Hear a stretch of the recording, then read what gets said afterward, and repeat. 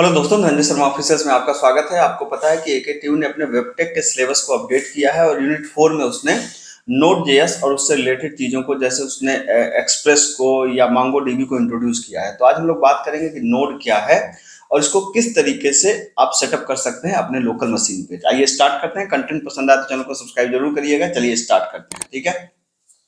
तो पहली बात तो ये समझने वाली बात है कि नोड कोई प्रोग्रामिंग लैंग्वेज नहीं है। सिर्फ अगर नोड की बात करें तो नोड एक प्रोग्रामिंग लैंग्वेज नहीं है। ये किस पे बेस्ड है? ये जावास्क्रिप्ट का एक इन्वायरमेंट है। मतलब जावास्क्रिप्ट में बना हुआ एक इन्वायरमेंट है जिसपे आप जो कोड करेंगे it is more and less like JavaScript. ठीक है।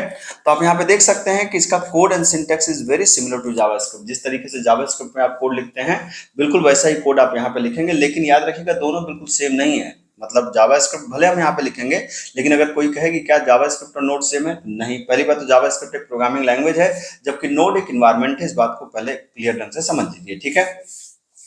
अब Node.js uses Chrome V8 engine to execute code. इसका मतलब क्या है? इसका टेक्निकल मतलब ऐसा समझिए कि जैसे पहले क्या होता था, अगर आप मेरी जावास्क्रिप्ट की प्लेलिस्ट को देख के आ रहे हैं तो आपको पता होगा कि पहले क्या करते थे कि हम लोग जावास्क्रिप्ट को रन कराने के लिए मैंने क्या बताया है कि हम लोग एक कोड लिखते थे HTML का, उसमें जावास्क्रिप्ट को ऐड करते थे और ब्राउजर पे जाकर के उसको रन कराते थे। तो ब्राउजर पे क्या होता था, एक इसका कंपाइलर होता था जिसको बोलते थे V8 इंजन। क्या नाम था उसका? V8 इंजन, जो जावास्क्रिप्ट के कोड को कंपाइल करके रन करता था।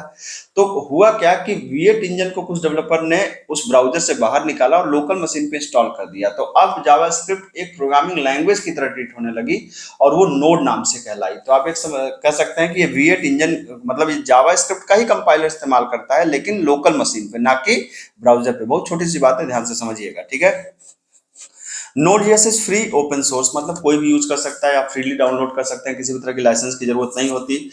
This is a server environment, मतलब आपको इसमें क्या होगा, सर्वर इन्वायरमेंट का मतलब है कि एक फुल स्टैक डेवलपमेंट की आपको एक सुविधा मिलेगी। कहने का मतलब कि आप क्लाइंट साइड डिजाइन बना पाएंगे, आप सर्वर साइड कोडिंग कर पाएंगे, तो एक पूरा सर्वर इन्वायरमेंट आपको देगा। मतलब इसमें वेब सर्वर वगैरह अपने आप बन जाते हैं, सब कुछ अपने आप हो जाता है। काफी फ्री, आप मतलब काफी चीजें बड़े आसानी से आपको मिल जाएंगी, ठीक है। और नोड जैसे सबसे बड़ी बात है कि हम लोग डेटाबेस से कनेक्ट कर सकते हैं, जबकि जावास्क्रिप्ट से हम लोग डेटाबेस से कनेक्ट नहीं कर सकते थे। याद रखिएगा इस बात को, ठीक है। और क्या करेंगे, क्यों Node.js को इस्तेमाल करेंगे? Node.js का मेन काम होता है एपीआई क्रिएशन। जैसे अगर आपको पता है कि एपीआई किसी भी तरह की सर्विसेज को देती हैं, तो सर्विसेज को बनाना हो, अगर हमें सर्विसेज को बना के किसी और एप्लीकेशन को देना हो, तो हम नोड को इस्तेमाल कर सकते हैं। बहुत ही आसान और सिंपल यूजर फ्रेंडली इन्वायरमेंट है जिसको आप यूज कर सकते हैं। तो एपीआई बनने से फायदा क्या होता है कि सेम एपीआई को आप कनेक्ट कर सकते हैं किसी वेब एप्लीकेशन से, मोबाइल एप्लीकेशन से। अगर नहीं समझ में, मैं समझाता हूँ। जैसे मान लीजिए कि आपने एक न्यूज एपीआई बनाई जो किसी तरह की न्यूज को ब्रॉडकास्ट करेगी। अब उसी न्यूज को आप एक मोबाइल ऐप पे भी दिखा सकते हैं, उसी को एक वेब ऐप पे भी दिखा सकते हैं। तो एपीआई का फायदा ये होता है कि वो किसी भी तरह के एप्लीकेशन पे दिखाई जा सकती है, इंस्टेड ऑफ कि वो विंडोज एप्लीकेशन है या वेब एप्लीकेशन है, कैसा भी एप्लीकेशन हो, तो आप इससे एपीआई को क्रिएट कर सकते हैं, ठीक है। जो भी बंदा जावास्क्रिप्ट को जानता है वो नोड को आराम से पढ़ सकता है, ठीक है। इसका मतलब ये हुआ कि अगर आप नोड को सीधा पढ़ने की कोशिश कर रहे हैं तो पहले जाइए जावास्क्रिप्ट को पढ़िए, तब नोड समझने में आपको आसानी होगी। Node is super fast for API. मतलब जो नोड की खास बात यही है कि चूंकि वो जावास्क्रिप्ट का एक ऐसा एनवायरनमेंट देता है जो काफी तेजी से काम करता है। मतलब अगर एपीआई नोड पे बनी है तो इसकी स्पीड काफी अच्छी होगी, ठीक है। स्पीड बहुत बड़ा मसला है आज के डेट में एप्लीकेशंस के लिए। दूसरी बात, कहानी भी सुन लीजिए। नोड को पहली बार रिलीज किया गया था मतलब 2009 में, मतलब मई 27 में। मतलब आज हम भले 2024 में इस चीज को पढ़ रहे हैं, लेकिन इसको इंट्रोड्यूस किया गया था 2009 में और 27 मई को। और ये लिखा गया किसमें? जनरली मेजरली लिखा गया जावास्क्रिप्ट में, लेकिन C++ का भी इस्तेमाल किया गया। इसका मतलब यह है कि किसी भी प्रोग्रामिंग लैंग्वेज को लिखने के लिए कई तरह की लैंग्वेजेस इस्तेमाल होती है। हमारे सामने तो एंड प्रोडक्ट आता है ना, तो इसको लिखा गया है C++ और जावास्क्रिप्ट में, ठीक है। अब क्या एक क्वेश्चन आता है कि जावास्क्रिप्ट नोड सेम है? जी बिल्कुल सेम नहीं है। लेकिन क्या है कि जावास्क्रिप्ट और नोड दोनों का जो कोड का सिंटैक्स है वो एक ही है। मतलब एक ही तरह के सिंटैक्स दोनों में फॉलो होगा। हम लोग नोड से क्या कर सकते हैं, डेटाबेस से कनेक्ट कर सकते हैं, लेकिन जावास्क्रिप्ट से डेटाबेस से कनेक्ट नहीं कर सकते थे। आप अगर नॉर्मल जावास्क्रिप्ट लिखेंगे तो डेटाबेस से कनेक्ट नहीं कर सकते, लेकिन नोड एक ऐसा एनवायरनमेंट देता है जिससे आप जावास्क्रिप्ट के ही कोड को लिख करके आप कनेक्ट कर सकते हैं डेटाबेस। इसका क्या मतलब है कि अगर किसी सिस्टम पे आप नोड को इंस्टॉल ना करें और जावास्क्रिप्ट रन कराएं तो जावास्क्रिप्ट तो रन होगी लेकिन डेटाबेस से कनेक्ट नहीं होगी। अगर डेटाबेस से कनेक्ट करना है तो लोकल मशीन पे नोड को इंस्टॉल करिए, तब जावास्क्रिप्ट से तब डेटाबेस से कनेक्ट करिए और फिर वो कनेक्ट आपका हो जाएगी, ठीक है। मैंने बताया है कि नोड कैन कनेक्ट डेटाबेस।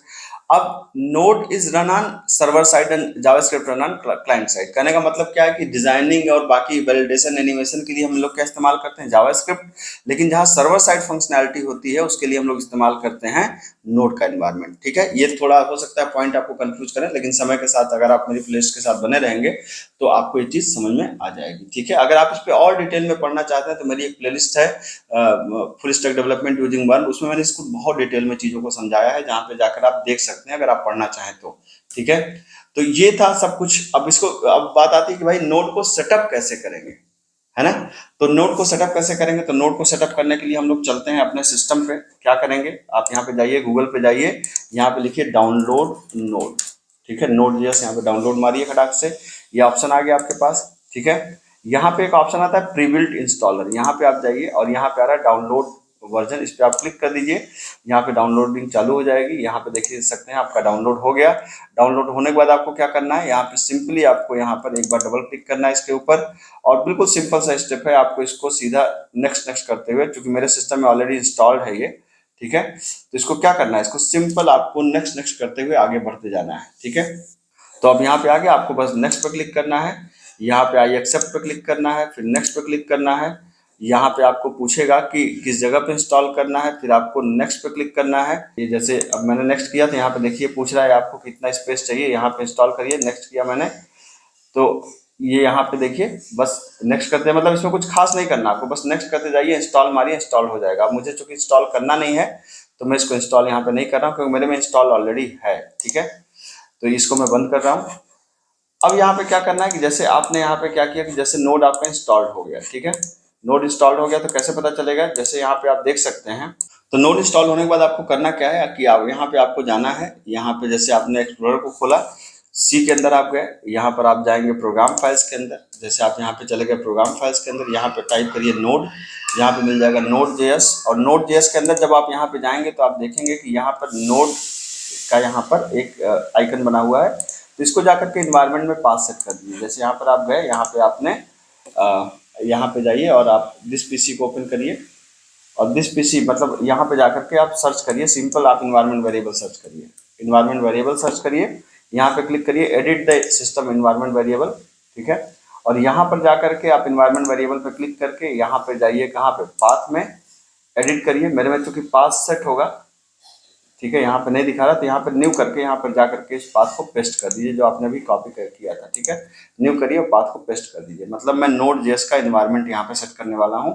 ठीक है, इसको ओके करने के बाद आपको क्या करना है, पाथ सेट करने के बाद आप क्या कर सकते हैं, आप सीएमडी लिख सकते हैं। सीएमडी लिखने के बाद आपको क्या करना है, यहाँ पे लिखना है नोड, और यहाँ पे आप लिख दीजिए वर्जन। ठीक है, अगर आपने ये लिख दिया node node double dash version और आपने लिख दिया, तो यहाँ पे अगर नोड का वर्जन आ रहा है तो इसका मतलब नोड आपके सिस्टम में इंस्टॉल्ड हो गया है। ठीक है, अब नोड को कैसे यूज करेंगे ये हम लोग अगली क्लास में समझेंगे, लेकिन ये नोड आपके सिस्टम में इंस्टॉल्ड हो गया है। कंटेंट पसंद आया हो तो चैनल को सब्सक्राइब करिएगा। मिलता हूँ, थैंक यू सो मच।